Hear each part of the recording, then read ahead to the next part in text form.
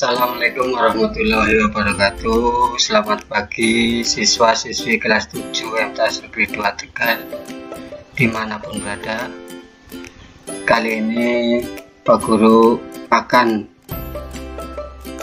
menerangkan tentang bab 3, yaitu klasifikasi materi dan perubahannya.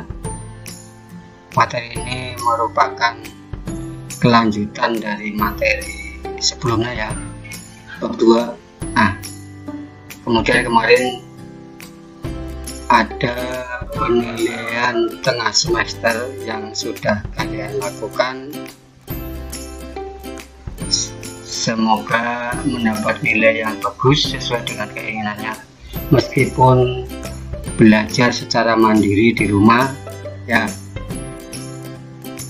Namun untuk menuju ke pembahasan materi ini, alangkah baiknya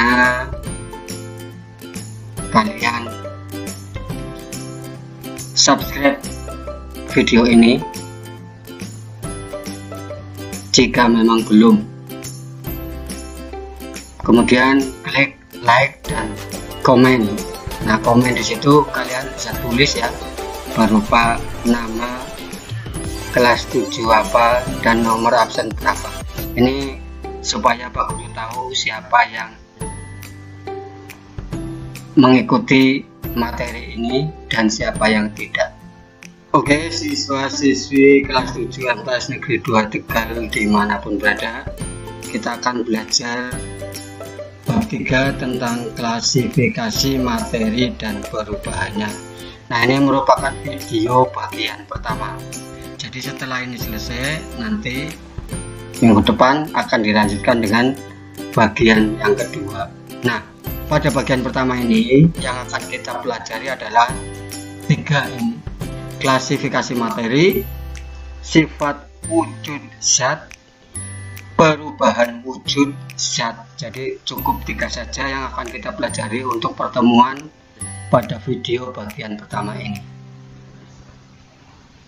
Oke, nah yang pertama tentang klasifikasi materi. Nah, klasifikasi itu artinya penggolongan atau pengelompokan. Nah, kalau kamu perhatikan di sekitar kita itu ya, ini semuanya tersusun atas materi.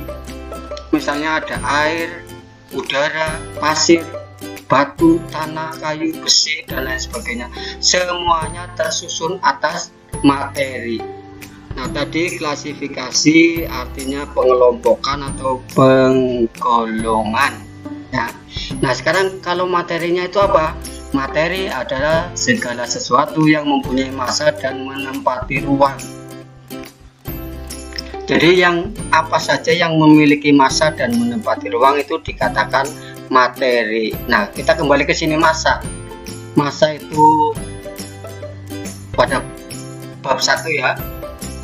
Kita pernah belajar tentang massa. Ini merupakan besaran pokok. Besaran pokok ini satuannya kilogram. Nah, kemudian alat ukurnya berupa neraca atau timbangan yang jumlahnya banyak dan beraneka ragam. Nah, kalau kamu ditanya beratnya berapa? 50 kg. Itu sebenarnya bukan berat, itu massa. Nah, karena apa? Karena satuannya kilogram. Kalau berat itu sudah dipengaruhi oleh gaya gravitasi yang besarnya 9,8 atau kalau dibulatkan menjadi 10 amperes. Jadi kalau kamu ditanya beratnya berapa, maka berat yang ada pada timbangan misalnya 50 kg ya, itu harus dikalikan 10. Jadi berat kamu menjadi 500, satuannya Newton bukan kilogram. Nah, tapi kamu jawabnya 50 kg. Itu sebenarnya massa. Nah, massa benda itu di mana-mana tetap, baik di bumi atau mungkin di bulan. Yang berbeda adalah beratnya. Oke, kita kembali ke sini. Nah, berdasarkan pada wujudnya, materi ini dikelompokkan menjadi padat, cair, dan gas. Kita lihat di sini. Air berarti cair, udara berarti gas, tanah, kayu, dan besi adalah padat. Itu kalau dasarnya dari dasar pengelompokannya dari wujudnya. Tetapi sebenarnya para ahli IPA ya, termasuk kimia, itu membaginya pertama menjadi dua. Materi itu dibedakan menjadi zat tunggal dan campuran. Sedangkan zat tunggal terdiri atas unsur dan senyawa, sedangkan campuran dibedakan menjadi campuran homogen dan heterogen. Nah, tapi yang ini nanti akan kita pelajari pada bagian kedua. Kita fokus ke sini bahwa berdasarkan wujudnya, materi dikelompokkan menjadi zat padat, cair, dan gas. Lanjut. Nah, sekarang klasifikasi materi. Sebenarnya kenapa sih harus diklasifikasikan? Yaitu karena kita kan melihat di situ beraneka macam dan ragam bentuk dari materi yang ada. Nah, kalau tadi kamu lihat air itu kan bentuknya cair ya. Kemudian es, batu, balok, nah itu padat. Nah, kemudian ketika direbus akan menjadi uap atau gas. Jadi bermacam-macam, maka harus diklasifikasikan ya. Nah, dasarnya apa mengklasifikasi materi? Nah, ini yang pertama ya, mengamati karakter benda tersebut. Jadi ketika kamu diminta untuk mengklasifikasi benda-benda yang ada di sekitar kamu, kita lihat dari karakter benda tersebut, keras apa cair ya. Kemudian mencari persamaan dan perbedaan sifat masing-masing. Ketiga, memasukkan benda yang memiliki karakter atau sifat sama ke dalam satu kelompok. Kemudian memberi nama yang sesuai pada setiap kelompok benda tersebut. Nah, ini 4 hal ini juga pada bab 2 sudah kita pelajari tentang klasifikasi makhluk hidup. Tapi kita pelajari lagi untuk lebih menguatkan ya pada klasifikasi materi. Jadi kenapa harus diklasifikasi dan bagaimana caranya? Nah, ini caranya ada 4. Ini harus kamu ingat, cara mengklasifikasi materi. Lanjut. Nah, ini kita kan sudah tahu bahwa klasifikasi materi berdasarkan wujudnya itu ada 3. Yang pertama zat padat, cair, dan gas. Nah, masing-masing dari ketiga ini memiliki sifat-sifat atau karakter. Yang pertama misalnya zat padat itu mempunyai bentuk dan volume tertentu. Misalnya sebuah gelas, nah bentuknya ya gelas, volumenya ya volume gelas, atau bola ya, yaitu bentuknya seperti itu, volumenya juga volume bola. Nah, bentuk dan volumenya itu akan tetap. Kamu misalnya membanting bola, itu akan tetap, tidak akan berubah baik bentuk maupun volumenya. Kemudian yang kedua, jarak antar partikel zat itu sangat rapat. Nah, ini yang namanya materi itu kan tersusun atas partikel-partikel yang jumlahnya sangat banyak. Nah, pada zat padat itu partikelnya tersusun secara rapi dan padat. Karena rapi dan padat, maka ketika jatuh ya, itu tidak ada perubahan bentuk, volumenya pun akan tetap.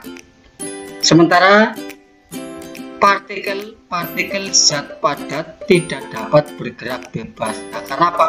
Bentuknya teratur dan sangat rapat ini, ingat-ingat. Jadi sangat rapat ini, makanya tidak mudah bergerak. Berbeda dengan zat cair, ini mempunyai volume tertentu tetapi tidak mempunyai bentuk yang tetap, tergantung pada media yang digunakan. Misalnya kamu beli es di jalan, maka es tersebut oleh penjualnya dimasukkan ke dalam plastik, sampai rumah dipindah ke gelas, maka bentuknya ketika awal seperti plastik yang diikat ya, sampai rumah bentuknya seperti gelas. Volumenya pun bagaimana? Volumenya tergantung pada media yang ditetapkan. Nah, jadi bentuknya tetap tapi volumenya yang berubah-ubah sesuai dengan bentuknya. Kemudian yang kedua, jarak antar partikel zat ini lebih renggang dibandingkan dengan zat padat. Kemudian partikel zat cair dapat bergerak bebas namun terbatas.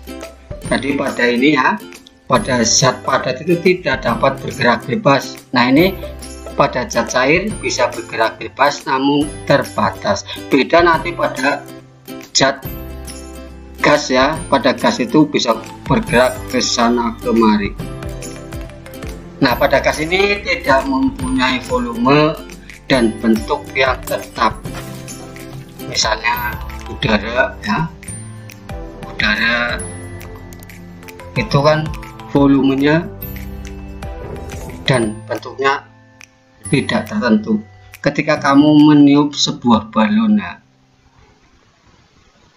kemudian diikat, nah itu maka udara yang ada di dalam balon itu akan membentuk balon yang melingkar ya, bundar misalnya.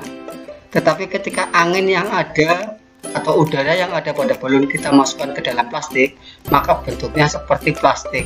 Kalau diukur volumenya juga akan berbeda. Ini untuk gas. Jarak antar partikel gas sangat renggang sehingga partikelnya bisa bergerak bebas ke sana kemari.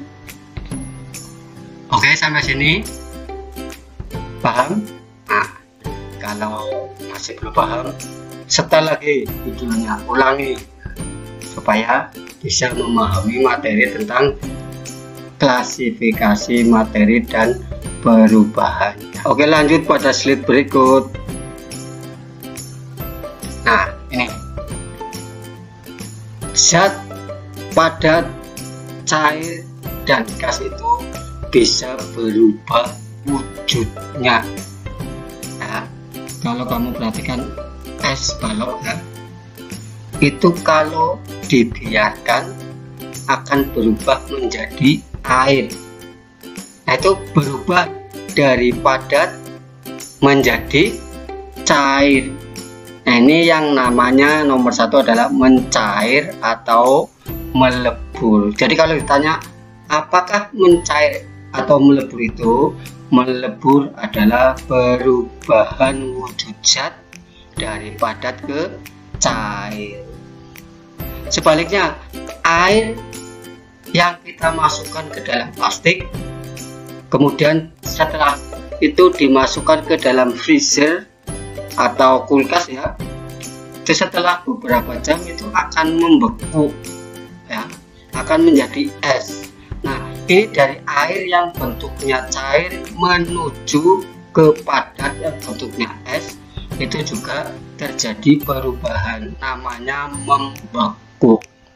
Jadi membeku perubahan zat dari cair ke padat. Selanjutnya, air yang kita rebus lama-lama itu akan menghasilkan uap. Kalau kamu lihat tekonya ya, itu ada seperti air, itu uap. Nah, ini namanya menguap. Uapnya kalau dibiarkan akan menjadi embun. Nah, kalau kamu lihat di siang hari panas yang terik itu kan yang namanya rumput kena panas, malamnya suhunya berubah ya drastis dari panas ke tidak panas, bahkan menuju ke dingin. Nah, maka di pagi hari itu banyak pepohonan ya atau rumput yang basah. Nah, basahnya karena apa? Karena air itu adalah embun. Nah, jadi dari gas ke air namanya mengembun. Sementara kalau kamu lihat kapur barus atau kamper ya, kamu letakkan di dalam almari, setelah beberapa minggu kok pada tidak ada. Nah, itu perubahan dari padat ke gas, namanya menyublim. Sedangkan kalau kamu ke pabrik kapur barus atau kamper itu dari gas dipepatkan menjadi padat menjadi kapur barus, itu namanya mengkristal atau deposisi. Itu perubahan wujud zat. Oke, sampai sini ada pertanyaan? Nah, silakan kalau ada pertanyaan atau ada komentar, tulis pada deskripsi di bawah video ini. Sekaligus absensi tulis nama dan kelasnya. Dan jangan lupa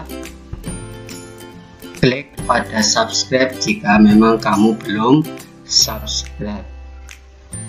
Oke, ini barangkali yang bisa Pak Guru sampaikan untuk pertemuan bagian pertama bab 3 tentang klasifikasi materi dan perubahannya. Demikian saja. Wabillahi taufiq wal hidayah. Assalamualaikum warahmatullahi wabarakatuh. Nah, ini nanti yang akan kita bahas pada berikut. Oke ya, diingat-ingat ini dipelajari. Nah, dan jangan lupa subscribe.